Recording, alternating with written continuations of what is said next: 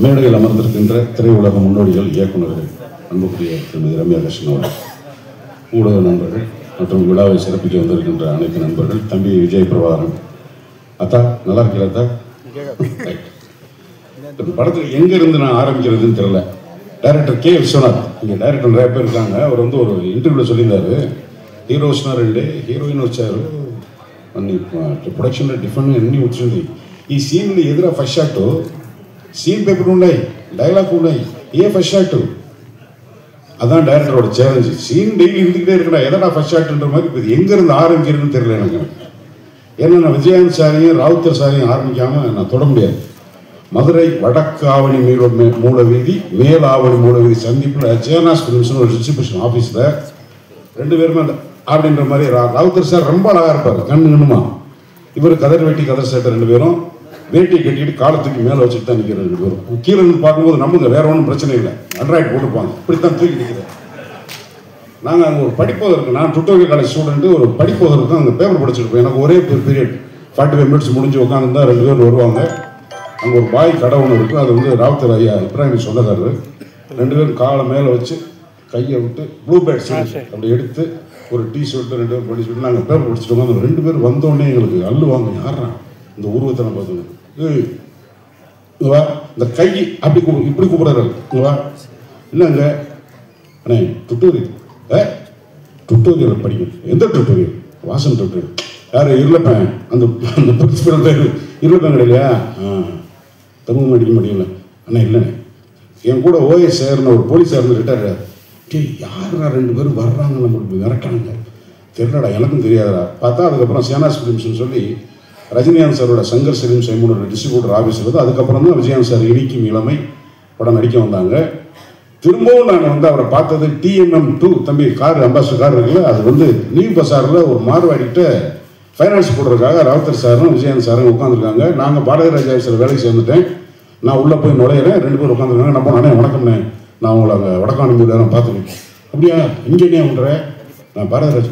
பாரதிராஜ் வேலை சேர்ந்துட்டே ராவுத்தர் பாரதிராஜ் வேலை செய்யறான்டா, நம்ம ஊருக்காரன்டா, அறிமுகப்படுத்துறாங்க.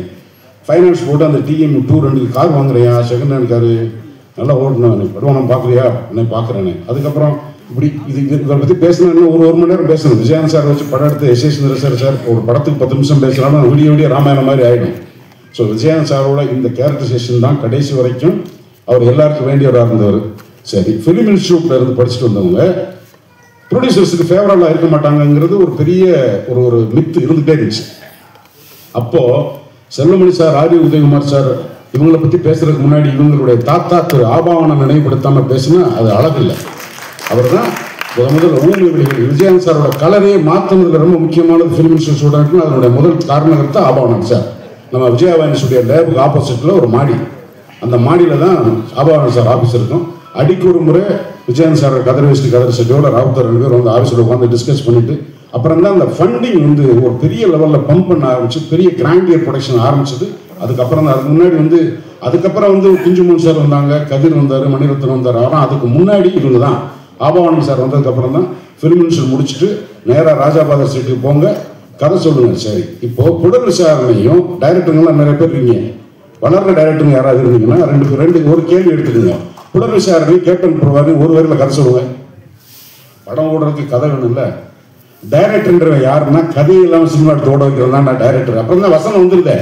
அதுக்குள்ள டைரக்டர் வசனத்தை எப்படி பயன்படுத்துறது? விஜயகாந்த் வசனம் எடுக்கிறதுக்கே பெறப்படுத்த ராயக்கலிகாந்த். இதுல இந்த படத்துல மேனா தியேட்டர்ல ப்ரொஜெக்ஷன்ல பாரதிராஜாவோட 11 இந்த படம் ஒன்னா ரிலீஸ் ஆச்சுன்னு நினைக்கிறேன். அப்போ பாரதிராஜா போட்டிருக்காங்க. நான் படம் பார்க்க போனால் கிளைமேக்ஸ்ல எல்லாம் அடித்தடி விட்டு அவரோட டைலாக் பேசிட்டே இருக்காரு விஜயகாந்த் சார். அரசாங்கத்தை எடுத்து பேசுறாரு, என்ன பேசுறாரு, இந்த படம் தேராது. இல்லை, கிளைமேக்ஸில் விஜயகாந்த் அடிக்காம ஒருவட்ட டைலாக் பேசிட்டு இருக்காருன்னா டைலாக்லாம் பயங்கரம். அது பார்த்தா கிளாப்ஸ். இந்த தேட்டர் தான் அந்த படம் பார்த்தேன். உயிரோட இருக்கிறதே பெரிய சாதனை. திருப்பி கமலா தேட்டர்ல அந்த படத்தை வச்சு பேச வேண்டியிருக்கு. ஜெயலலிதா சார் வசனத்துக்கு இந்த தேட்டரில் அனல் பறக்கிறது நடந்தது. ஸோ இத்தனை சிறப்பம்சங்கள் தாண்டி விஜயகாந்த் சார் எல்லாரும் வாழ்த்து பேசுறதுக்கு முக்கியமான காரணம் நல்ல இளைஞர்களை கூப்பிட்டு ஒரு ஹீரோவை தன்னை தக்க வச்சுக்கிறதுக்கான ஒரு முயற்சியில் நிறைய படம் லாஸ் இருந்தாலும் கவலைப்படாமல் எடுத்தது. அது ஒரு பெரிய வரலாறு. அதனால தான் இன்னைக்கு 25 வருஷம் கழிச்சு 30 வருஷம் கழிச்சு இந்த படத்தை பற்றி பேசுகிறோம். இது விஜயகாந்த் சார். இப்போ திருமதி ரம்யா கிருஷ்ணன் அவர் இப்போ அந்த பாட்டில் எல்லாரும் பார்த்தாங்க, அழகாக இருக்காங்க. அந்த தலைமுறையில் நான் வேலை செஞ்சும்போது அவங்க ஹீரோயின், நான் கேமராமேன், இளையராஜா பிரபு சார் ஹீரோ. சுவிட்சர்லாந்தில் ஷூட்டிங். அப்போ சிவாஜி உடம்பு சரியில்லை, பிரபு சார் கிளம்பி வந்துட்டாங்க, இறந்துட்டாங்க. ஐயா சிவாஜி ஐயா இறந்தது எங்களுக்கு தெரியாது. நாங்கள் பிரபு சார் வந்ததுக்கப்புறம் திருமதி ரம்யா கிருஷ்ணன் மாத்திரம் வச்சு ஷாட் எடுக்கணும். அதில் ஒரு வரி, பாடல் வரி வந்து சதிராடு முயல் அடிக்க சந்தோஷமடை பொடின்னு வரும். அப்போ வந்து நம்ம கான் சாப்பிட்றோட முத்துச்சோளம் வருது. அந்த தோட்டம் ஒன்று வந்து பஸ்ஸில் வந்துட்டு இருக்கோம். ஒரு லைட் வந்து மேகம் வந்து சூரியனை இப்படி இப்படி முழுங்க போகும்போது இருக்கு. அந்த இடம் மாத்திரம் லைட்டாக இருக்கு, அந்த இடம் மாத்திரம் லைட்டாக இருக்குது, மொத்தம்லாம் டார்க்காக இருக்குது. எனக்கு அங்கே ஒரு ஷார்ட் எடுக்கலாமான்ட்டு பஸ் டிரைவர் உட்பட சொல்லிட்டு ரம்யா கிருஷ்ணம்மா இந்த ஒரு எல்லோ சேரி இருக்கா கட்டிட்டு அங்கே போய் எடுக்கலாமான்னு நான் ரோட்டில் இருந்து தேட்டரில் கார் பார்க் இருக்கு அந்த டிஸ்டன்ஸில் சொல்கிறேன். எங்கே அங்கே டகடகன்னு இறங்கி அவங்க அசிஸ்டண்ட் ஒரு பக்கம் ஒரு சேலையை பிடிச்சிக்கிட்டான், நான் ஒரு பக்கம் அங்கே ஒரு சேலையை பிடிச்சிக்கிட்டேன். மழை போகிற தண்ணி போகிற இடத்துல அதுக்குள்ளே குதிச்சு கடன்னு டக்குன்னு சேலையை மாற்றிட்டு நான் அதுக்குள்ளே ஃப்ரேம் வச்சு ஓடி போய் மூச்சு வாங்கி ஓடி நின்று அந்த சவுண்டை போட்டு சிங்க் பண்ணி நினச்சி கொடுத்தேன். ரொம்ப ரொம்ப நன்றிமா. 25 வருஷம் கழிச்சு நான் உங்களுக்கு மேடையில் நன்றி சொல்கிறது, இந்த தலைமுறை விஜயகாந்த் சார் ஆகட்டும், இவங்களாகட்டும், ஆர்டிஸ்ட், ஏன் ஆர்டிஸ்ட் டைரக்டர் ஆர்டிஸ்ட்னா ஒரு விஷயத்தை இருக்கோ சொல்கிறாங்க, சொன்னால் நல்லா இருக்கும், பிளைண்டாக புரிஞ்சுக்கிட்டு அதை செய்கிறது. அது விஜயகாந்த் சார் மாத்திரம் இல்லை, திருமதி ரம்யா கிருஷ்ணன். அந்த சாங் பார்த்துக்கிட்டு இருக்கும்போது ட்ராலி போய் நிற்குது, பொள்ளாச்சி சுசீலா அழகாக இருக்குது. நீங்கள் அதெல்லாம் கவனிச்சிக்கலாங்க. பொள்ளாச்சி சுசீலான்னு தெரியும், ஒரு ஜூனியர் ஆர்டிஸ்ட் ரொம்ப அழகாக இருக்காங்க, அவ்வளோ யங்காக இருக்காங்க.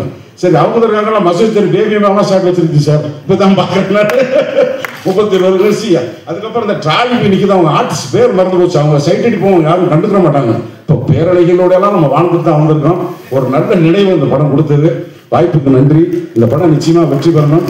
சின்ன விஜயகாந்த் நீங்களும் எல்லாத்தையும் ஜெயிக்கணும். என்னோட மனமார்ந்த வார்த்தைகள். உங்கள் அப்பா செஞ்ச புண்ணியத்துக்கு நீ எல்லாம் ஜெயிச்சே ஆகணும். அது ஒரு வார்த்தையை செஞ்சு நன்றி. படத்தின் மூலமாக கேப்டன் ஒரு நடைமொழியை தந்து இப்படி ஒரு பிரம்மாண்டமான படத்தை அந்த காலத்தில் யாரும் எடுக்க முடியாத ஒரு பட்ஜெட்டில் படம் எடுத்த எங்களுடைய வழிகாட்டி ஆசான் அண்ணன் ஆசை இப்ராஹிம் ராவத்தர் அவர்களை நான் மொத்த கேப்டன் பிரபாரம் குழுவின் சார்பாக வணக்கம் தெரிவித்துக் கொள்கிறேன். ஏன்னா இப்ராஹிம் இல்லைன்னா இந்த மாதிரி இப்படி ஒரு பிரம்மாண்டம் ஒன்று உருவாயிருக்கவே முடியாது. அந்த மாதிரி கேப்டனுக்காக செலவு பண்ணுறதுல அவருக்கு மேலே யாருமே இல்லை. ஒரு நாள் காலையில் பெஞ்சில் வந்து டீ குடிச்சிட்டு இருக்கும்போது அன்றைக்கி தினத்தந்தி பேப்பரில் தமிழீழம் பிரபாகரன் பற்றி ஒரு நியூஸ் வருது. அதை பார்த்துட்டு படத்துக்கு இனிமேல் கேப்டன் பிரபாகரன் தான் டைட்டில்னு கூப்பிட்டு சொன்னார். அந்த மாதிரி இந்த கேப்டன்ற அடைமொழி அங்கிருந்து உருவாச்சு. இன்றைக்கி உலகம் முன்னாலும் இன்றைக்கி ஒரு கேப்டன் என்ற வார்த்தை அவரால் கொடுக்கப்பட்டது என்பதை இந்த இடத்துல அவருடைய மரியாதைக்காக நினைவு கூறுகிறேன். இந்த படம் ஒரு செல்லுமணி எப்படி எடுத்தான்னு கேட்டிங்கன்னா, ஒரு ஷோலே படத்தோடைய ஒரு 10% பட்ஜெட்டில் தமிழில் ஒரு ஷோலை எடுத்து கொடுத்தார். அது காரணம் அப்படி ஒரு உழைப்பு, அப்படி ஒரு திட்டமிடுதல் இருந்தது. அந்த மாதிரி கிட்டத்தட்ட 2வது படத்திலேயே இப்படி ஒரு முத்திரையை பற்றி இயக்குனர் அப்படி இருக்கவே முடியாது. அந்த மாதிரி ஒரு மாபெரும் சாதனையை செல்லுமணி செய்த படம். அந்த செல்லுமணியோட அப்படியே தோளுக்கு தோல் என்ற வசனம் லியாகத்-அலிகான். பிற்காலத்தினுடைய கேப்டனுடைய அனைத்து அரசியல் ஈடுபாடுகளுக்கும் அரசியல் சிந்தனைகளுக்கும் அஸ்திவாரமாக அமைந்தது லியாகத்-அலிகானுடைய வசனங்கள் என்று சொன்னால் நிச்சயமாக மிகையாகாது. ஏன்னா அப்படி அனல் தெரிவிக்கும் வசனங்களை கேப்டனுக்காக உருகி எழுதியவர் லியாகத்-அலிகான். அவர் இந்த இடத்துல நன்றியோடு நினைவு கூறுகிறேன். அவர் ஒரு மாபெரும் ஒரு பலதரப்பட்ட ஒரு மல்டிபிள் பர்சனாலிட்டியான ஒரு மன்சூர் அலிகானை உருவாக்கி தந்த படம் இந்த கேப்டன் பிரபாகரன். அதை அவன் மன்சூர் அலிகானை மோல்டு பண்ணி கொண்டுறதுக்கு செல்லுமணி என்ன பாடுபட்டிருக்கான்றது செல்லுமணிக்கு தான் தெரியும். அது மாதிரி அற்புதமான ஒரு திரைப்படம். அது மாதிரி சிவந்தவன் படத்தில் பட்டத்திராணி பாட்டுக்கு அப்புறம் அதுக்கு இணையாக ஒரு பாடல் போடப்பட்டால் அது ஆட்டமா சிதறாட்டமா பாட்டு தான். அப்படி ஒரு இசையை கொடுத்த ராஜா சார். இப்படி அந்த படத்துக்கு எல்லாருடைய பங்களிப்பும் இருந்தது. அற்புதமான ஒரு படம். இதிலெல்லாம் தாண்டி இந்த ரத்தம் சிந்தி எடுத்த படம்லாம் சொல்லுவாங்க. ஆனால் கேப்டன் ரத்தம் கொட்ட நடித்த படம் இந்த படம். ஏன்னா அவர் இந்த படத்துக்கு உழைத்த உழைப்பும் பட்ட சிரமமும் எடுத்த ரிஸ்க்கும் சிந்திய ரத்தமும் அளவில்லாத உண்மையாகவே ஷாட்டில் அப்படியே ரத்த உழவுகளும் நடிச்சிருக்கார். இந்த செல்லுமணி பல மேடைகளில் அப்படியே ரோப்போட கையோட ரத்தம் அப்படியே ரத்தம் சொட்ட ரோப்பில் வருவார். அந்த மாதிரிலாம் அவர் நடித்து இந்த படத்துக்கு உயிர் கொடுத்துருக்காரு. அது அந்த கேப்டன் பிரபாகரனை இந்த விழாவிலே நம்முடைய பிரபாகரனே கலந்துட்டது எனக்கு ரொம்ப சந்தோஷம். எங்கள் அம்மு ரொம்ப மகிழ்ச்சி. இந்த கேப்டன் பிரபாகரன் ஒரு காலத்தை வென்ற படம். அதனால் அது விக்ரமன் சார் சொன்ன மாதிரி ஒருத்தருக்கு ஒரு ஐகானிக் படம் தான். இது கேப்டனுக்கு இதுதான் படம். அந்த மாதிரி இப்படி ஒரு படத்தை கொடுத்து ரீரிலீஸ் பண்ணுற இந்த ஸ்பேரோ ஃபிலிம்ஸ் நம்ம டிஸ்ட்ரிபியூட்டர் கார்த்தி அவர்களுக்கும் மற்ற இந்த எல்லா வார்த்தை நன்றி. இந்த கேப்டன் பிரபாகரன் மீண்டும் ஒரு வசூலில் ரீரிலீஸில் இதுதான் பெஸ்ட்டுன்னு ஒரு சாதனையை படைக்க வேண்டும் என்ற வாழ்க்கை விடைபெறுகிறேன். நன்றி, வணக்கம். பெப்சியின் தலைவர் பாசத்துக்குரிய தம்பி செல்வமணி அவர்கள் உள்ளிட்ட மேடை வீட்டிற்கும் அனைத்து திருச்சிற்பிகளே, விழாவில் பங்கு கொள்ள வந்திருக்கும் சகோதர நண்பர்களே, தொலைக்காட்சி தோழர்களே, ஊடக நண்பர்களே, விஜயகாந்த் ஈண்டெடுத்த செல்வம் பிரபாகரன் அவர்களே, உங்கள் அனைவருக்கும் என் பணிவான நாளை தமிழ் வணக்கத்தை மகிழ்வோடு தெரிவித்துக் கொள்கின்றேன். விஜயகாந்த் அவர்களை நினைக்கும் பொழுது என்றுமே பசுமையாகத்தான் என் கண்கள் பணிக்கும். ஒரு மனித நேயத்துக்கு ஒரு உத்தரவாதம் என்றால் அது விஜயகாந்த் அவர்கள் தான். அவரோடு நான் பயணித்தது கூலிக்காரன், நல்லவன், தெருப்பாடகன் என்னும் புதுப்பாடகன். என்னை திரைக்கதை வசனகர்த்தா பாடலாசிரியர் ஆக்கினார் நல்லவனில். அடுத்து என்னுடைய ஈடுபாட்டை பார்த்து என்னையே இயக்கச் செய்து என்னையே இசையமைக்க செய்து திருப்பாடல்களை தந்தவர். அப்படிப்பட்ட மனிதரை என் வாழ்நாளில் மறக்க முடியாது. கடையேழு வள்ளல்களை பற்றி நாம் படித்திருக்கிறோம், பார்த்ததில்லை. நாம் கண்முன்னே வாழ்ந்தவர், வாழ்ந்து வள்ளலாக 8வது வள்ளலாக வாழ்ந்து காட்டியவர். 24 மணி நேரமும் ராஜாபாத தெருவில் அன்னம் இட்டுக்கொண்டே இருப்பார்கள். அப்படி அன்னமிட்ட கையை வருது. அவருடைய காலம் திரையுலகின் பொற்காலம். ஃபைட்டு எந்த ஆர்டிஸ்டாலையும் பண்ண முடியாது. ஈவன் ஜாகிசாரம் கூட பண்ணலங்க. நான் சொல்கிறேன், அந்த மாதிரி கேப்டன் மிரட்டுவர். அதெல்லாம் அந்த மாதிரி ஃபைட் பண்ணுறதுலாம் இப்போ யாரும் ஆர்டிஸ்ட் கிடையாதுங்க. எல்லாம் சும்மா ரோப் கட்டிட்டு போட்டு தான் எல்லோரும் பண்ணுறாங்க. அது கேப்டனோட நான் ஒர்க் பண்ணியிருக்கான சொல்கிறேன். எனக்கெல்லாம் வந்து ரொம்ப பொறாமையாக இருக்குது. கேப்டன் வச்சு இவ்வளோ அழகாக ஒரு படம் பண்ணியிருக்காரு. நம்ம அப்படி பண்ண தவறிட்டோமே, நம்ம சும்மா கேப்டனுக்கு ஒரு மஞ்சள் பையும் கூடையும் கொடுத்துட்டோமே அப்படின்னு சொல்லி ரொம்ப எனக்கே ஒரு அடிக்கடி ஒரு காம்ப்ளெக்ஸ் வரும். இருந்தாலும் நான் மரியாதையில் ஒரு சின்ன ஒரு மரியாதை செலுத்தினேன் அவருக்காக ஒரு அந்த படமே அவருக்காக தான் பண்ணேன். சிவா சாருக்கு தெரியும். அந்த படத்தில் அவருக்காக ஒரு அழகான ஓப்பனிங் வச்சேன். நீங்கள் பல மரியாதை படம் பார்த்துருப்பீங்களான்னு எனக்கு தெரியாது. ஒரு சின்ன குழந்தை கொஞ்சம் உயரமான ஒரு இடத்துல சூரியனையே பார்த்துட்டு இருக்கும். அப்போ அவங்க அம்மா வாசல் தெளிச்சிட்டு இருப்பாங்க அதிகாலையில். அந்த குழந்தைய பார்ப்பாங்க. அந்த குழந்தை அப்படியே சூரியனையே பார்த்துட்டு இருக்கும். அப்போ இந்த அம்மாவுக்கு ஒரு ஷாட், அந்த குழந்தைக்கு ஒரு ஷாட்டு, அந்த சூரியனுக்கு ஒரு ஷாட்டு. என்னடா இது, நானும் அப்பிருந்து பார்த்துக்கிட்டே இருக்கேன், அந்த சூரியனையே பார்த்துட்டு இருக்கிய அப்படின்னு சொல்லி அந்த அம்மா கேட்கும். அந்த குழந்தை அந்த ஒரு 5 வயசு பையன் அப்படி பார்த்து, இல்லைம்மா அந்த சூரியனுக்கு மீசை வச்சா எப்படி இருக்குன்னு பார்த்தேன் அப்படின்னு. இதுதான் கேள்வி, நம்ம ஐயா மாதிரி இருக்குந்தா அப்படின்னு சொல்லி அந்த அம்மா சொல்லுவாங்க. உடனே அந்த சூரியனுக்கு அப்படியே ஒரு ஜூம் போச்சுன்னா அந்த சூரியனில் ஒரு மீசை வரும், ஒரு மூக்கு வரும், ஒரு உதடு வரும், அப்படியே ஒரு ஃபேஸ் வந்தால் கேப்டனுடைய ஃபேஸு. கேப்டன் அப்படியே ஸ்லோ மோஷனில் நடந்து வருவார். அங்கே புரட்சி கலைஞர் அப்படின்னு சொல்லி மரியாதையும் போட்டிருப்போம். என்னால் முடிஞ்ச ஒரு சின்ன மரியாதை கேப்டனுக்கு, அவ்வளோதான். அப்படியே கேப்டன் வச்சு படம் பண்ணணும்னு நினச்சா அந்த வாய்ப்பு கிடைக்கல. கேப்டன் அரசியலில் தீவிரமாயிட்டார். நம்ம கேப்டனுக்கு செய்ய வேண்டிய மரியாதை வந்து நிச்சயமாக அவருடைய மகன் விஜய பிரபாகரனுக்கு அரசியலையும் சண்முக பாண்டியன் சினிமாலையும் செலுத்தி அவங்களை மிகப்பெரிய உயரத்துக்கு கொண்டு செல்லணும்னு சொல்லி இந்த படம் முதல்ல எப்படி வெற்றி பெற்றதோ அதே மாதிரி ரீலீஸ்லேயும் மிகப்பெரிய வெற்றி பெறும். என்னுடைய வாழ்த்துக்கள். நன்றி. அந்த 100 நாளில் வந்து ஒரு கண்டினியூ ஒரு 10 நாள் அடுத்தடுத்த ஷோ அப்படியே பார்த்துட்டே இருந்தேன். இந்த படம் வந்து எனக்கு ஏன் இவ்வளோ நெருக்கம்னு சொன்னால், நான் நிறைய விஷயம் சினிமாவில் வந்து இந்த படத்துலேருந்து கற்றுக்கிட்டேன். ஸ்க்ரீன் பிளே எப்படி இருக்கணும் அப்படிங்கிறது. நம்ம வந்து படம் பார்த்தீங்கன்னா 2 சாங்குமே ஹீரோக்கு கிடையாது. எவ்வளோ புதுசு பாருங்க, 2 பாட்டு தான், அதுவே புதுசு அந்த டைமில். அந்த 2 பாட்டுமே ஹீரோவுக்கு கிடையாதுன்னா அது எந்த ஹீரோ ஒத்துக்குவாங்க? அது ஒரு அவ்வளோ பெரிய ஹிட்டு சாங்கு. கேட்ட உடனே ஐயோ நான் பாடுறேன் ஏதாவது சொல்லுவாங்கல்ல, அது வந்து ரொம்ப புதுசாக இருந்தது. அதேமாதிரி படம் ஆரம்பித்து ஒரு 19 நிமிஷத்தில் வந்து ஹீரோவே இருக்க மாட்டார். ஹீரோ இல்லாமல் ஒரு சாங்கு, ஒரு ஃபைட்டு இருக்கும். இது எப்படி சாத்தியமாச்சுன்னு எனக்கு தோணுது, ஆச்சரியமாக இருந்தது. அதனால தான் என்னுடைய படங்களில் பார்த்தீங்கன்னா கரெக்டாக என்ன கேரக்டர் பில்டு பண்ணாலும் அந்த 19வது நிமிஷத்தில் கதைக்கு வந்துடுவேன். நம்ம வந்து துப்பாக்கியில் எடுத்துக்கிட்டிங்கன்னா அந்த பஸ்ஸு பிளாஸ்ட்லேருந்து கதை ஆரம்பிச்சிடும். அது கரெக்டாக கேப்டன் பிரபாகரனோட இன்ஸ்பிரேஷனில் தான் அந்த ஃபஸ்ட்டு 20 மினிட்ஸ் இருந்தது. அதே மாதிரி ஒரு ஆக்ஷன் ஃபிலிமில் வில்லன் இறந்துட்ட பிறகு படம் இருக்காது. வில்லன் தான் ஹீரோவோட எனிமி, அவன் தான் கதை. வில்லன் இறந்துட்ட பிறகு படம் இருக்கவே இருக்காது. ஆனால் வில்லன் இறந்ததுக்கப்புறம் 10 நிமிஷம் படம் ஓடும். அதுதான் எனக்கு திருப்பி ரமணாவில் இன்ஸ்பிரேஷன் ஆச்சு. ரமணாவில் வில்லன் இறந்த பிறகு திருப்பி 10 நிமிஷம் இருந்துச்சு. ஏன்னா பார்ப்பாங்க அப்படின்ற ஒரு நம்பிக்கை வந்து எனக்கு அந்த படம் கொடுத்தது. அவ்வளோ பெரிய பிரம்மாண்டம், ஒரு ஆச்சரியமான ஒரு பிரமிப்பு அந்த படம் கொடுத்துச்சு. அந்த படத்தில் வந்து லியாகத் அலி கான் சாரோட வசனம் ஆகட்டும், நான் ஒரு ஷோவில் வந்து லிட்டரலாக என்ன 36 இடத்துல கிளாப்ஸு டைலாக் மட்டுமே இருந்துச்சு. ஸோ அப்படிப்பட்ட ஒரு அற்புதமான படம். அந்த படத்தை பண்ணிட்டதுக்கப்புறம் அதே கேப்டனை வச்சு நான் ஒரு டைரக்ட் பண்ணுவேன் அப்படின்றதும் எனக்கு ஒரு கனவாக இருந்தது. அதே மாதிரி என்னுடைய திருமணத்தை அவர் நடத்தி வச்சாருன்னு நினைக்கும் போது அதுவும் எனக்கு ஆச்சரியமாக இருக்குது. இன்றைக்கி நான் ஊரில் சினிமாவுக்கே வராத ஒரு ரசிகனாக அவரோட கேப்டன் பிரபாகரனை வந்து ஃப்ரண்ட் ரோவில் உட்காந்து நான் பார்த்த ஒரு ரசிகன் வந்து இன்றைக்கி ரீரிலீஸில் வந்து அந்த டைரக்டரோட பக்கத்தில் உட்காந்துருக்கேன் போது எனக்கு இதுவே கனவு மாதிரி தான் இருக்குது.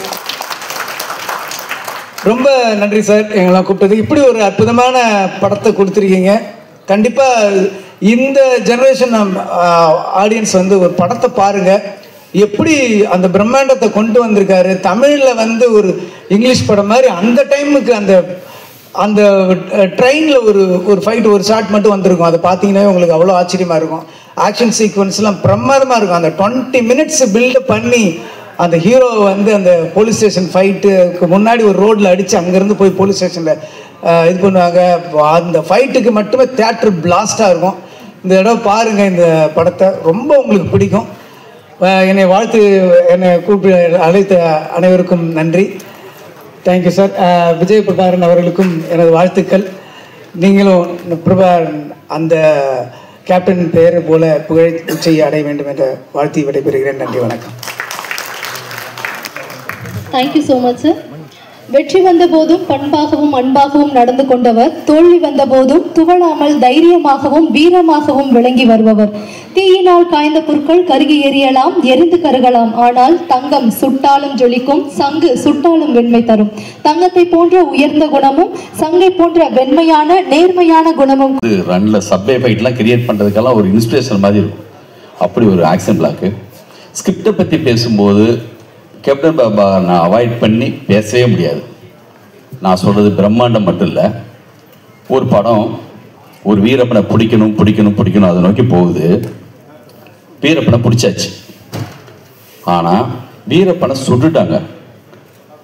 வீரப்பனை பிடிச்சதோட படம் முடியுதான்னு நினைப்போம். அதுக்கப்புறம் ஒரு படம் வரும். இது வந்து ஃபேமிலி படங்களில் சம்சார மின்சாரம் ஒரு படம், ஒரு குடும்பம் சேரணும் இருந்து கடைசியில் வேறொரு ட்விஸ்ட் ஒன்று வரும். அந்த மாதிரி ஒரு ஆக்ஷன் படத்தில், ஒரு பிரம்மாண்டமான படத்தில் நான் பார்த்து பிரமிச்ச ஒரு ஸ்கிரிப்ட்னா அது கேப்டன் பிரபாகரன். இப்போ பார்க்கும்போது அப்படியே ஊரில் உட்காந்து படம் பார்த்தப்ப அந்த செகண்ட் ஷோல வெளியில் சவுண்டு கேட்கும் பார்த்தீங்களா, அந்த அந்த மாதிரி ஒரு வாசம் இருக்கிற எந்த படமும் வந்து அப்படி தான் இருக்கும். அந்த ஆட்டமா தேரோட்டமா சாங்கெல்லாம் அப்படி இருக்கும். தேட்டரில் எல்லாமே புதுசு. அந்த லைட்டு வந்து தலையில் கட்டிட்டு வர அந்த முத யூஸ் பண்ண அந்த கன்னு. ஒரு படம் ஏன் புதுசு. இன்னைக்கு புஷ்பா படம் வந்து பார்த்தா இந்த படத்தோட இன்ஸ்பிரேஷன் மாதிரி இருக்குது. அவ்வளவு விஷயங்கள் அதுக்குள்ளே இருக்குது. இந்த படத்தோட டயலாக்ஸு, இந்த படத்தோட வில்லன் அம்ஜத் கான் எப்படி அங்கே அப்படியோ அந்த மாதிரி இந்த படத்தை இவ்வளோ பிரம்மாண்டமாக இருக்கிறதுக்கு காரணமாக இந்த இப்ராஹிம் ராவுத்தர். அவரை பற்றின கேள்விப்படும்போது சப்ஜெக்ட் வந்து அவ்வளோ அற்புதமாக கேட்பாங்க, அவ்வளோ அற்புதமாக நாலேஜ் இருக்குன்னு சொல்லுவாங்க. விஜயகாந்த் சார் வந்து கண்டிப்பாக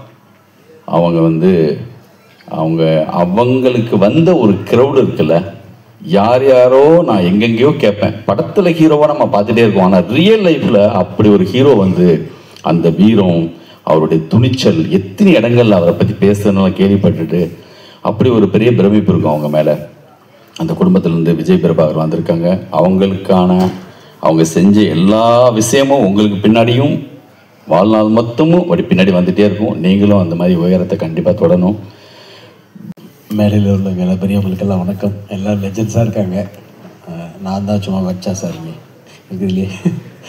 ஸோ பத்திரிகை மீடியா நண்பர்களுக்கு எல்லாருக்கும் நான் வணக்கம்.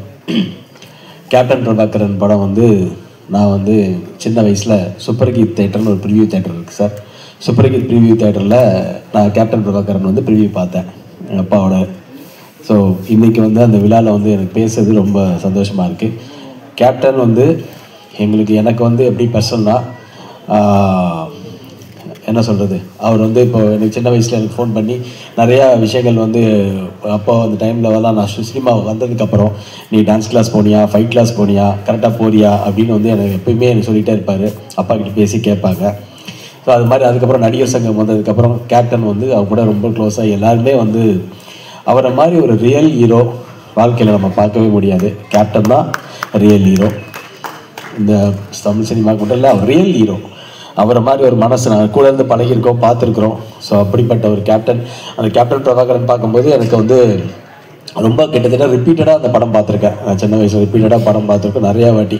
செல்வமணி சார்னாலே எங்களுக்கு வந்து ஃபோன்லலாம் நிறையா வந்து அப்பாவுக்கு வந்து நிறையா ஃபோன் கால்ஸ்லாம் வரும் சில இடத்துல இருந்து. அப்போது வந்து அந்த படம் அந்த மாதிரி ஒரு சர்ச்சையான படம் தான் அது செல்வமணி சாரோட படமாக தான் இருக்கும். ஸோ அந்த மாதிரிலாம் நான் நினச்சி பார்த்துருக்கோம். அவ்வளோ ஒரு இன்ட்ரெஸ்டாக இருக்கும்.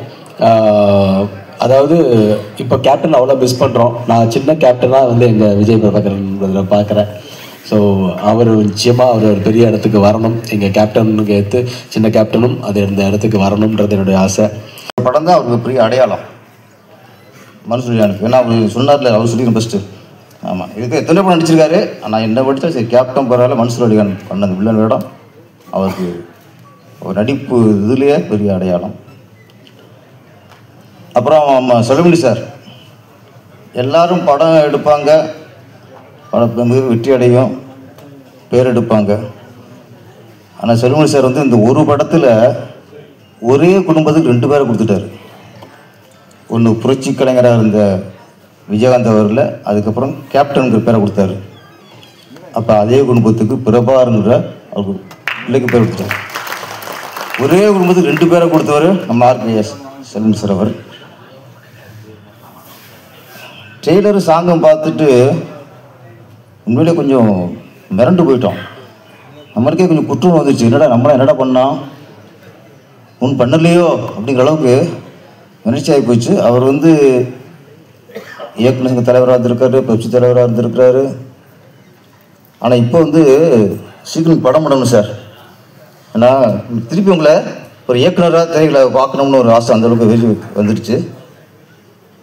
ஆர்கே செல்வமணி அப்படின்னா என்ன, இயக்குனரா, இயக்குனர் சங்க தலைவரா, பெப்சி தலைவரா, தயாரிப்பாளரா, ஒரே ஒரு வார்த்தை தான், ஆளுமை. ஆர்கே செல்வமணி என்பது ஆளுமை. ஒரு இயக்குனர் வந்து இப்போ மனிதர் பிறப்பாங்க, மனிதரை பிறக்கிறவங்க பூரா மனுஷன் இல்லை, மனுஷன் வாழ்கிறவ வச்சு தான் மனுஷன் இல்லைங்கிறது. அது மாதிரி படம் பண்ணுற இயக்குனர்லாம் இயக்குனர் ஆகிட முடியாது. அந்த இயக்குனர் ஒரு ஆளுமை இருக்கணும். அப்படி நிறைய இயக்குனர்கள் இருக்காங்க இங்கே. அதில் ஒருத்தர் தான் ஆர்கே செல்வமணி சார். அவர் என்ன நினச்சாரோ அதை எடுப்பார். அவங்க சொன்னாங்கன்னு இவங்க ஒன்று மாற்றுறது, இவங்க சொன்னாங்க ஒன்று மாற்றுறது, அந்த கதையெல்லாம் இங்கே இருக்காது. அது ஒரு ஆளுமை. அப்புறம் நான் அடிக்கடி செல்வமணி சார் வீட்டுக்கு போவேன். போகும்போது எனக்கு ஒரு ஆச்சரியமாக இருக்கும். எப்படி வந்து ஆள் இப்படி இவ்வளவு தைரியமாக இருக்கார் அப்படி. என்னென்னா நான் வந்து திருப்பாச்சி, சிவாசி, இதுக்கப்புறம் சென்னையில் ஒரு இடம் வாங்கிடுவோம் அப்படின்னு புரோக்கரை சொல்லி வச்சேன். அப்போ புரோக்கரை வந்தார். சார் ஒரு நல்ல இடம் சார், சூப்பர் இடம் சார், நீங்கள் சொன்ன ரேட்டுக்கு இருக்குது சார், பார்த்துடலாம் சார். நம்மள சரி நான் போய் பார்த்தேன். ஷாக் ஆகிட்டேன், பதட்டம் போய் போச்சு எனக்கு. அவர் காட்டின இடம் என்னென்னா விஜய் சார் வீட்டு பக்கத்தில். எனக்கு ஷாக் ஆச்சு. நமக்கு லைஃப் கொடுத்தது விஜய் சார், அவருக்கு வீட்டு பக்கத்துலேயே இடத்த வாங்கணும்னா விஜய் சார் என்ன நினைப்பாங்க, இல்லை மற்றவங்க விஜய் சார் வீட்டு பக்கத்தில் இடம் வாங்கிட்டானா அப்படின்னு ஒரு இது பார்ப்பாங்கல்ல. ஆனால் எங்கள் செல்வமணி சார் விஜயகாந்த் சார் வீட்டு பக்கத்தில் வீடு வாங்கிட்டார், இடம் வாங்கிட்டார். அதனால் இங்கே போகும்போதெல்லாம் பக்கத்தில் விஜய் சார் வீடு. ஆச்சரியமாக இருக்கும். நமக்கு எவ்வளோ யோசித்தோம், மற்றவங்களை எப்படி யோசித்தோம். அவர் அதில் அவருக்கு என்ன மனசுக்கு என்ன போடுதோ அது பண்ணுவார். அதுதான் ஆர்கே செல்வமணி சார். சீக்கிரம் அடுத்த படம் பண்ணுங்க சார், சீக்கிரம் ஆரம்பிச்சிடணும்.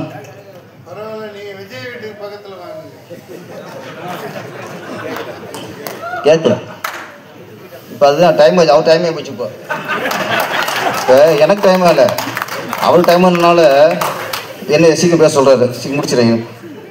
அப்புறம் விஜயகாந்த் சாரை பற்றி நிறைய பேசியாச்சு. நிறைய பேச எல்லா உண்மையில் சொல்லிட்டாங்க.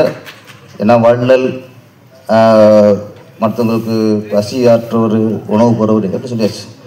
என்னையை பொறுத்த வரைக்கும் ஒன்று சொல்லணும்னா, எஸ்ஏ சொன்ன மாதிரி தான், நன்றியுள்ளவர், விசுவாசி. தமிழ் திரையுலகிலேயே நிறைய ஹீரோக்கள் இருக்காங்க.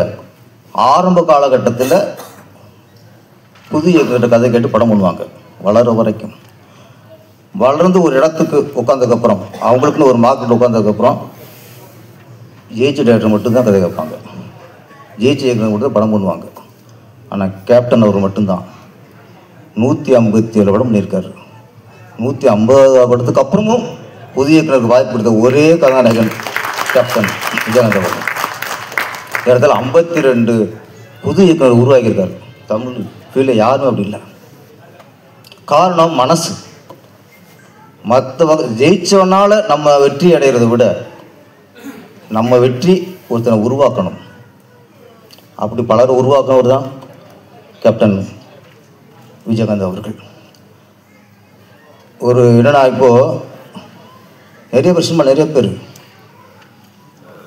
சில நடிகர்கள் சொல்கிறேன், நிறைய நடிகர்கள் ஏற்கனவே படம் பண்ண இயக்குநர்கள் எல்லாம் சந்திக்க முடியாது. இப்போலாம் அப்போ கிடைக்காது. ஒரு பழைய இயக்குனர் வந்து ஒரு ஹீரோ பார்க்கணும்னா நேராக மூவ் பண்ண முடியாது. மேனேஜரை கேட்டால் என்ன விஷயமா பார்க்க வராரு, இதெல்லாம் கேள்வி கேட்டு தான் சந்திக்க முடியும். கேப்டன் விஜயகாந்த் அவர்கள் மட்டும்தான். அவரை வச்சு இயக்குனர் எப்போ பார்க்க சொன்னாலும் உடனே வாங்கி வந்து பார்க்க வைப்பார். ஒரு வெற்றியில் இருக்காரா, பழைய இயக்குனரா, அதெல்லாம் இல்லை. அவரை வச்சு படம் பண்ண இயக்குனருக்கு மேலே என்றைக்குமே ஒரு பாசம் உள்ள ஒரு ஹீரோ தான் நம்ம விஜயகாந்த் அவர்கள். இந்த கேப்டன் பிரபாகரன் சோலை பார்த்துட்டு வேந்துட்டு இருந்தோம். இது மாதிரி தமிழ் எடுக்கவே முடியாது நினச்சிருந்தோம். அதுக்கப்புறம் அதை விட சூப்பர் எடுக்க முடியாது எடுத்து நிரூபிச்சது தான் அந்த கேப்டன் பிரபாகரன் படம். ரீலீஸ் ஆக போது கண்டிப்பாக அப்போ எந்த வரவேற்பு இருந்துச்சோ அதே வரவேற்பு இந்த முறையும் கிடைக்கும். செல்வமணி சார், உங்களுக்கு ஃபஸ்ட்டு படம் மாதிரி இப்போ திருப்பி அடுத்த இன்னிங்ஸ் ஆரம்பிங்க. நன்றி, வணக்கம். ஆளும் தேசிங்கராஜா, எழுத்தாளர், இயக்குனர், தமிழ்நாடு திரைப்பட இயக்குநர்கள் சங்கத்தின் இணை செயலாளர் திரு எழில் அவர்களை வாழ்த்துரை வழங்க அன்புடன் அழைக்கிறோம். இந்த விழாவுக்கு வந்திருக்கும் கேப்டன் மற்றும் செல்வமணி சார் அவர்களின் ரசிகர்களுக்கும் மேடையில் அமர்ந்திருக்கும் விஜய் பிரபாகரன் அவர்களுக்கும், செல்வமணி சார் அவர்களுக்கும், மன்சூர் சார் அவர்களுக்கும் மற்றும் நமது நண்பர்கள் அத்தனை பேருக்கும் வருக என்று வரவேற்கிறேன். நான் இந்த படத்தோட ட்ரெய்லர் பார்த்து கொஞ்சம் அதிர்ச்சி அடைஞ்சிட்டேன். ஏதோ புஷ்பா ட்ரெய்லர் மாதிரி கிட்டத்தட்ட இருந்தது. ஒரு ஒரு 35 வருடங்களுக்கு அப்புறம் வந்து ஒரு ட்ரெய்லர் வந்து எவ்வளோ ஒரு பர்ஃபெக்டாக இருக்குது அப்படிங்கிறதுக்கு இந்த படம் ஒரு காரணம். நம்ம நிறைய படம் பண்ணலாம், வெற்றி அடையலாம். பட் காலம் கடந்து அந்த படம் நம்மளுடைய நிற்கணும். 35 இயர்ஸ் கழித்து இந்த படம் ரிலீஸ் ஆகுதுன்னா அதுக்கு ஒரு மிகப்பெரிய எதிர்பார்ப்பு இருக்குது. இந்த எதிர்பார்ப்பு தான் அந்த படத்தோட வெற்றி. செல்வமணி சார் நிறைய படங்கள் பண்ணியிருந்தால் கூட இந்த படம் அவருடைய கேரியரில் பெஸ்ட் மூவியாக இருக்குது. ஸோ கேப்டனுக்கும் அதுதான். கேப்டனும் நிறைய படங்கள் பண்ணியிருந்தால் கூட இது ஒரு காலம் கடந்து நிற்கக்கூடிய படங்களில் நிறைய படம் இருந்தாலும் இந்த படமும் ஒரு முதன்மையான படமாக இருக்கும். ஸோ அப்படி தான் ஒரு படம் அப்படிங்கிறது காலம் கடந்து ஒரு 30 வருஷம் 35 வருஷம் கழிச்சும் பார்க்கும்போது அது புது படமாக இருக்கணும் அப்படிங்கிற மாதிரி ஒரு படைப்பை கொடுத்தோம்னா அதுதான் ஒரு படைப்பாளியோட மிக முக்கியமான ஒரு விஷயமா இருக்கும் நான் நினைக்கிறேன். கேப்டனை வச்சு நான் படம் பண்ணலைன்னா கூட கேப்டனோட படங்களில் நான் உதவி இயக்குனராக நான் ஒர்க் பண்ணியிருக்கேன். எல்லோரும் சொன்ன மாதிரியே அந்த உதவி இயக்குனர் இருக்கும்போது காலையில் கிளம்பி போகலாம், நேராக போய் ராவுத்தர் ஃபிலிம்ஸில் சாப்பிட்டுட்டு வந்துடலாம். அது யார் படம் முடிஞ்சு 2 வருஷம் போயிட்டே இருக்கவங்க யாரும் அதை பற்றி கேட்க மாட்டாங்க, யாரா நீ அப்படிம்பாங்க. பார்த்தோன்னே ஓகே அதுக்கப்புறம் 2வது படம் 3வது படம் நடந்துகிட்டு இருக்கும். பட் அவங்க கேட்க மாட்டாங்க, இந்த பையனை தெரிஞ்சிருக்கும் நம்ம அவங்க அப்படின்னு சொல்லிட்டு விட்டுருவாங்க. அந்த மாதிரி வரவங்க போகிறவங்க அத்தனை பேருக்குமே ஒரு சாப்பாடு போட்ட ஒரு கம்பெனி அப்படின்னா ராவுத்தர் ஃபிலிம்ஸ் தான். ஸோ அந்த கேப்டனை வச்சு அந்த படத்தில் நான் அசிஸ்டன்ட் டைரக்டராக ஒர்க் பண்ணும்போது நடந்த விஷயங்கள் இங்கே நிறைய பேர் சொல்லுவாங்க. சினிமாவில் ஹீரோவாக இருக்கிறது பெரிய விஷயம் கிடையாது, ரியல் லைஃப்லையும் ஹீரோவாக இருக்கிறது தான் பெரிய விஷயம் அப்படிங்கிறது. ஸோ அது கேப்டன்கிட்ட நிறைய அந்த படங்களை நான் கண் கூட பார்த்துருக்கேன். செல்வமணி சார்கிட்ட, சார் நீங்கள் இருக்க வேண்டிய இடம் இது இல்லை, இதை விட வந்து உயர்வாக நீங்கள் போகணும். ஏன்னா வந்து அவர்கிட்ட இன்றைக்கும் வந்து உட்கார்ந்தா என்னோடய படத்தை பார்த்து என்ன குறைநிலைகள் அப்படிங்கிறத வந்து ரொம்ப தெளிவாக பர்ஃபெக்டாக, அது வந்து மனசில் ஒன்று வச்சுட்டு படம் ஹிட் ஆனாலும் பர்ஃபெக்டாக சொல்லுவார். படம் தோற்று போச்சா, டேய் இது உன் படத்தில் தப்புடா, இதெல்லாம் கரெக்டாக பண்ணியிருந்தீங்கன்னா இந்த படம் உனக்கு வந்து இன்னும் நல்லா வந்துருக்குண்டா அப்படிங்கிறது சொல்கிறது இல்லை. ஒரு சகோதரனை போல் மிக அன்பாக ரொம்ப அழகாக அந்த ஜட்ஜ்மெண்ட்டுங்கிறது வந்து அவருக்கு இன்னமும் வந்து சிறப்பாக இருக்கும். நான் திரும்பவும் சொல்லிகிட்டே இருப்பேன் செல்வமணி சார்கிட்ட, செல்வமணி சார் வாங்க ஒரு நல்ல படம் பண்ணுங்க அப்படின்னு சொல்லிட்டு தான் இருக்கிறேன். இன்றைக்கும் வந்து தானு சார் அன்றைக்கி ஒரு ஸ்டேஜில் கூட சொன்னாங்க, எப்போ ஒரு செல்வமணின்னு சொல்லி கேட்டாங்க. ஸோ முதல்ல நான் சொல்கிறேன், நான் இப்போ டைரக்டர்ஸ் யூனியன் தலைவர் கூட சொன்னார் அன்றைக்கி, முதல்ல போங்க அப்படின்னு சொல்லிட்டு. அந்த மாதிரி செல்வமணி சாரோட அடுத்த படைப்பை பார்க்கறதுக்கு நாங்கள் எல்லாருமே ரொம்ப ஆர்வமாக இருக்கோம். கூடிய சீக்கிரம் செல்வமணி சார் வந்து இயக்குனராக திரும்பவும் அவதாரம் எடுக்கணும்னு வேண்டிக்கிறேன். செல்வமணி சாரோட நண்பர்கள், அவரோட தம்பி நான். அனைவருக்கும் வணக்கம். ஒரு 4-5 பேர்லாம் தூங்கிட்டீங்க, எல்லாம் நல்லா இருக்கீங்களா? ஓகே. இப்போ கேப்டன் பிரபாகரன் அப்படின்னா அந்த கேப்டன் பிரபாகரனுக்கும் சிங்கம்புலிக்கும் என்ன இருக்குது? ஒன்றும் இல்லை. ஆனால் எங்கள் கேப்டனுக்கும் சிங்கம்புலிக்கும் என்ன இருக்குது அப்படிங்கிறத ஒரு 3 இன்சிடென்ட் பண்ண சொல்லிடு. இந்த படம் ஆர்கே செல்வமணி சார், அது ராஜ் அந்த ஷோலே படத்துக்கு அப்புறம் மிகப்பெரிய படம். அதை நான் வந்து ஓசியில் பார்க்கணும்னு சொல்லி சேம்பரில் போய் உட்காந்து அடி வாங்கி வெளியே வந்தது, அதெல்லாம் எடுத்து கதை விட்டுருங்க. அவர் செல்வமணி சாரோட தம்பி ராஜா என்னோடய க்ளோஸ் ஃப்ரெண்டு.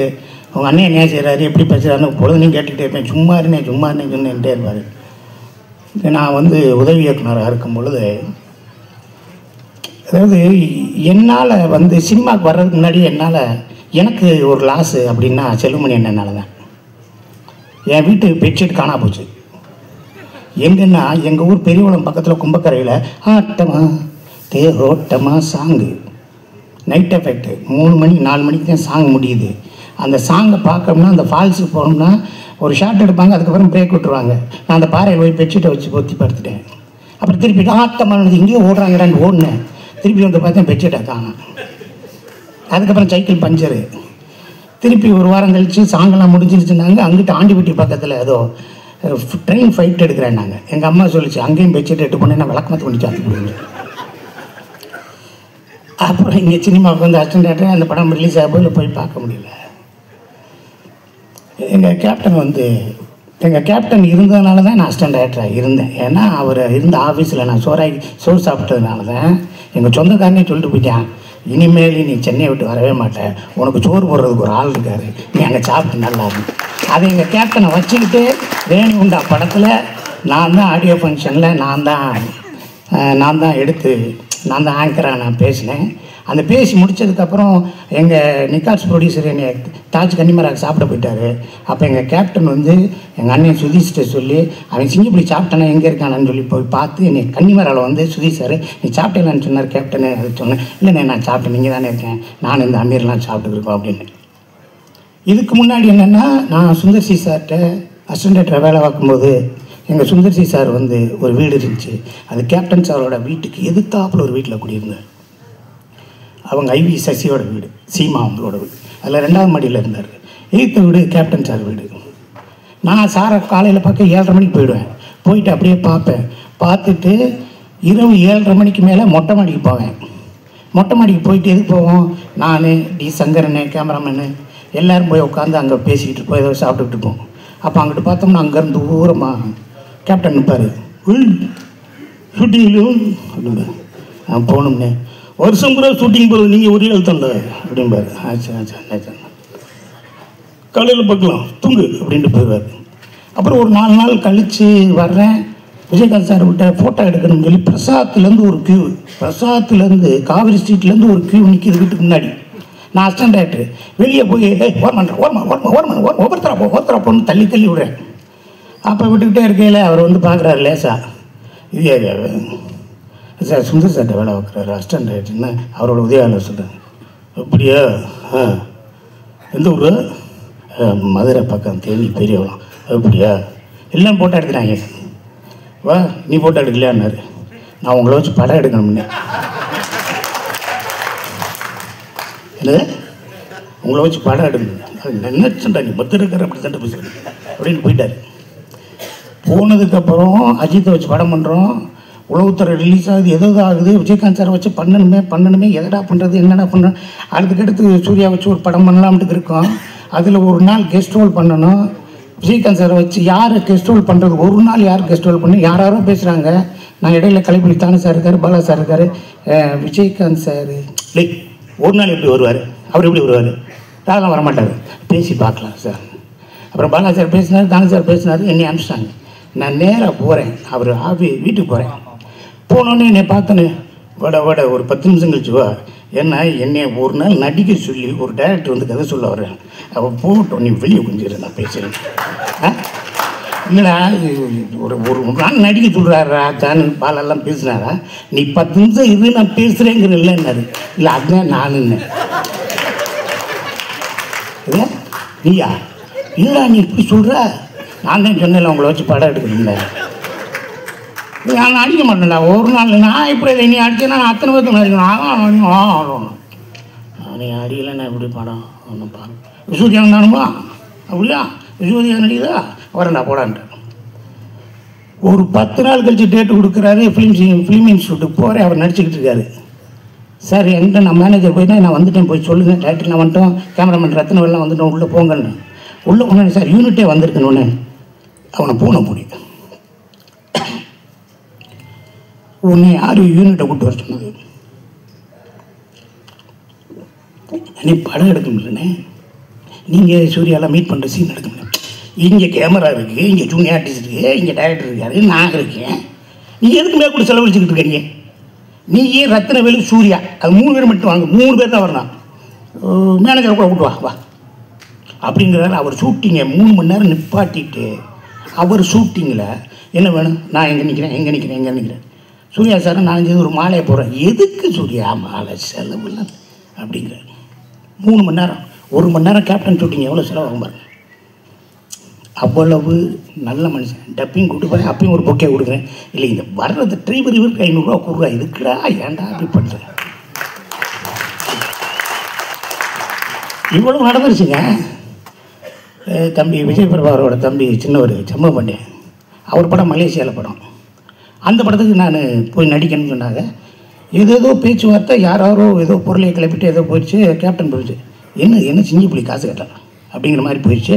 அண்ணே இல்லைன்னுங்கிற பிறகு நான் தகவல் சொல்லிட்டேன், நீ மலேசியாவுக்கு வாடான்ட்டார். நானும் போயிட்டேன். போய் ஒரு ஹில்டனும் மேரிடு ஒரு பெரிய ஸ்டார் ஹோட்டலில் இருந்துச்சு. 4 மணிக்கு மேக்கப் போட்டேன். 4 மணிக்கு மேக்கப் பண்ண போகணும். அப்போ என்னை வந்து இன்னும் கொஞ்சம் இப்போ பாருங்கள் முடி இதுக்கு மேலே ஒன்றும் இல்லை, இன்னும் கொஞ்சம் நல்லா முடி வெட்டி மண்டையில் உள்டாவெல்லாம் வச்சு ஒரு டாட்டு உள்ளாங்க வெட்டி அப்படி போயிட்டாங்க. காலையில் பஃபேல போய் சாப்பிடுன்றாரு. நான் அப்படியே கீழே இறங்குறேன். கேப்டன் அங்கே முன்னாடி உட்காந்து ஏதோ ஓட்ஸ் ஏதோ சாப்பிட்டுட்டு இருக்காரு. சரி இப்போ எதுக்கு கிட்ட பேசணும், அப்புறம் பேசிக்கலாம்னு மலேசியாவில். அப்படியே நான் ஓரமாக போகிறேன். என்னை அப்படியே பார்க்குறாரு. பார்த்துட்டு மேக்கப் பண்ண கூப்பிடியா, மேக்கப் பண்ண வந்தார். இந்த ஒருத்தன் போகிறேன் மாதிரியா டவுசரை போட்டு தோடுகிடலாம் மாட்டி அவனை மாதிரியே சிங்கப்பிள்ளைக்கு மேக்கப் போடியாண்டார். அவர் மேக்கப் பண்ணி பார்த்துட்டு சார் அவர் தான் சார் சிங்கப்பிள்ளை. ஆமாம் நான் அவனை கூப்பிடுங்க இவ்வளோ அவனோட நானும் இப்படி கற்றுக்கிட்டெல்லாம் எடுத்துருவேன். என்னடா காலையில் 4 வெள்ளி முட்டையா அப்படின்னாரு. அவனை அப்படின்னு ஏன் என்னை பார்க்காம அங்கிட்டு போகிறேன். இல்லை நான் அவங்களுக்கு தொந்தரவு வாடா இவங்க இன்னமும் படம் எடுத்துக்கிட்டு இருக்காங்க, அதை பற்றி நம்ம தனியாக டிஸ்கஸ் பண்ணோம்னாரு.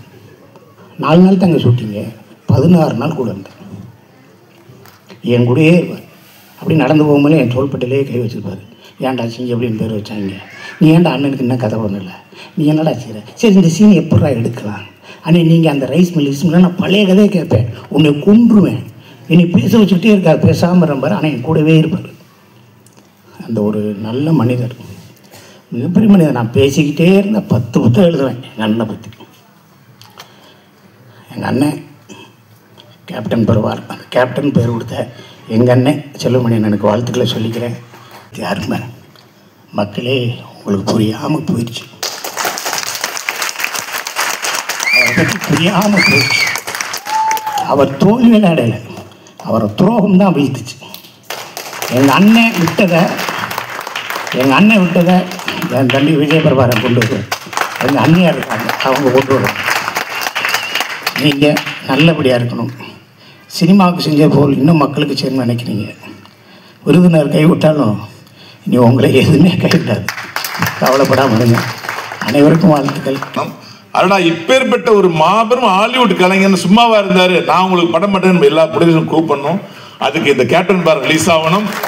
அந்த ரிலீஸுக்கு கேப்டனின் ஆசீர்வாதம் கிடைக்கணும். அந்த ஆசீர்வாதத்தோட மறுபடியும் ஒரு பெரிய டைரக்டர் ஆகிற நம்பிக்கைக்கு தான் இத்தனை விஷயம் காலம் தாழ்த்திட்டே இருக்குன்னு நினைச்சேன். எனக்கு ஒரு நடிகனாக இருந்தாலும் அவரோட ஒரு கதை பண்ணும்போது ஒரு பெரிய ஒரு என்ன, ஒரு ஈகோ இல்லாத மனிதன். ஒரு வெற்றி பெற்ற டைரக்டர் போய் டிஸ்கஷன் போகிறது நீங்கள் உங்களுக்கு ஒரு டிஸ்கஷன் போன அனுபவம் உண்டும். ஒரு சீனை சொல்லி ஓகே பண்ணுறதுக்குள்ள அவங்க பண்ணுற ரியாக்ஷன், அவங்க கொடுக்குற கவுண்டரு, நான் இதெல்லாம் அந்த படத்திலே பார்த்துட்டேன், இதெல்லாம் அந்த கதையில் அந்த காலத்திலே கதை கேட்டம்பாங்க, அப்படிலாம் எதுவுமே இல்லாமல் நம்ம ஒரு சின்ன பையனாக இருப்போம். நம்மள அவர்கிட்ட அப்படி அடிச்சு பேசலாம் கதையை. இதெல்லாம் ஒரு சீனா சார், அப்படி காரி துப்புற மாதிரி பேசினா கூட சொல்கிறேன் அப்படின்னு முதல்ல திட்டுவார்.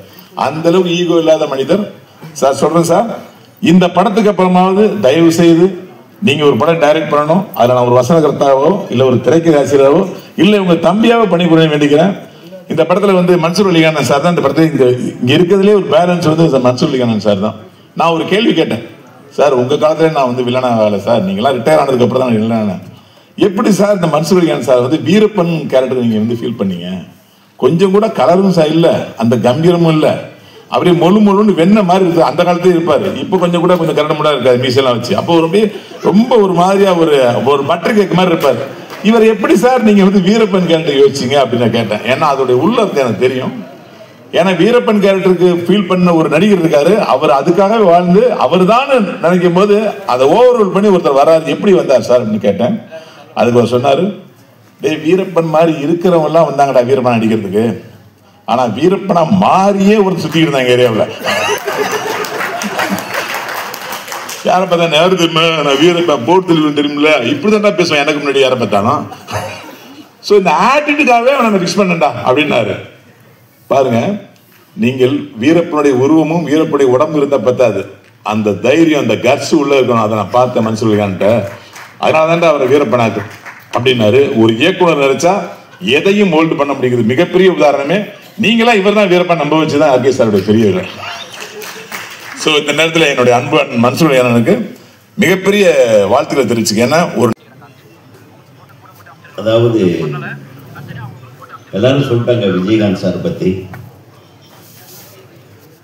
விஜயகாந்த் சாருக்கு ரொம்ப ரொம்ப கடமைப்பட்டவர்கள் திரைப்பட கல்லூரி மாணவர்கள். ஏன்னா கிட்டத்தட்ட விஜயகாந்த் சார் மாதிரி அதிகமான இயக்குநர்களை உருவாக்கின நடிகர்கள் தமிழ் சினிமாவில் யாருமே கிடையாது. அதனாலேயே விஜயகாந்த் அவர்களுக்கு அவர் இயக்குநர்களுடைய ஒரு தெய்வம் மாதிரி எங்களுக்கு அவர் தெரிகிறார். ஏன்னா நிறைய இயக்குநர்களை உருவாக்கினவர்.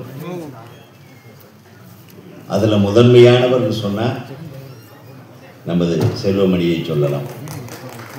ஆர்கே செல்வமணி அவருக்கு கொடுத்த 2 வாய்ப்பையும் அற்புதமாக பயன்படுத்தி ராவுத்தர் பிலிம்ஸ் அந்த பேரை உச்சத்தில் கொண்டு போனதுக்கு செல்வமணி அவர்களுடைய ஒரு கடினமான உழைப்பாளி. அவர் பண்ணுற வேலையெல்லாம் சொல்லுவாங்க. அவருடைய கேமராமேன் எல்லாம் எனக்கு கேமராமேன் சொல்வது, என்னடா மனுஷனா என்ன அப்படின்னு சொல்லுவேன். நைட்டெல்லாம் வேலை செஞ்சுட்டு இருப்பான், டேலாம் வேலை செஞ்சுட்டு இருப்பான், சாப்பிட மாட்டார் சரியா, அவரும் தூங்க மாட்டார், அடுத்தபடியும் தூங்க விட மாட்டார், படத்தை பார்த்தவங்களையும் தூங்க விட மாட்டேன்ற, இப்போவும் தூங்க விட மாட்டேன்றீங்க இந்த காலத்துக்கு. அது ரம்யா கிருஷ்ணன் மேடம் வரலையான்னு மனசுக்குள்ளேயே நினச்சிட்டு இருந்தேன். அது என்ன அழகா, எவ்வளவு அழகா அந்த டான்ஸை, அந்த ஸ்வீட், அவ்வளவு இன்னசென்ட்டு. இப்போ அதை பற்றி தான் இருக்கு. அப்போ நடித்த அதே ரம்யா கிருஷ்ணனை இந்த மேடையில் பார்க்கறது ஒரு மிகப்பெரிய விஷயம். ரொம்ப நன்றிம்மா நீங்கள் இந்த விழாவில் கலந்துக்கிறதுக்கு. தமிழ்நாடு திரைப்பட இயக்குநர்கள் சங்கத்தின் சார்பாக இந்த மாபெரும் வெற்றி காவியத்தை, அதாவது நடிகர்களுக்கு நிறைய படங்கள் அமையும், ஆனால் இந்த படம் திரு விஜயகாந்த் அவர்களுக்கு பின்னால் ஒட்டி கொண்டிருக்கின்ற இந்த கேப்டன் என்ற ஒரு மிகப்பெரிய முத்திரையை கொண்டு சேர்த்தது இந்த சினிமா. அதை எல்லாரும் குறிப்பிட்டாங்க. நமது விஜய பிரபாகரன் அவர்கள் தோன்றியதும் இந்த சினிமாவில் தான். ஸோ இந்த சினிமாவுக்கு நிறைய சாதனைகள் உண்டு. அந்த சாதனைகளை படைத்த நமது பெப்சி தலைவர் திரைப்படக் கல்லூரியின் மிகச்சிறந்த ஒரு படைப்பாளி திரு ஆர்.கே. செல்வமணி அவர்களுக்கு தமிழ்நாடு திரைப்பட இயக்குநர்கள் சங்கத்தின் சார்பாக ஒரு சின்ன மரியாதையை நம்ம இயக்குநர்கள் எல்லாம் சேர்ந்து செய்ய ஆசைப்படுகிறோம். அதுக்கப்புறம் நான் திருப்பி பேசுவேன்.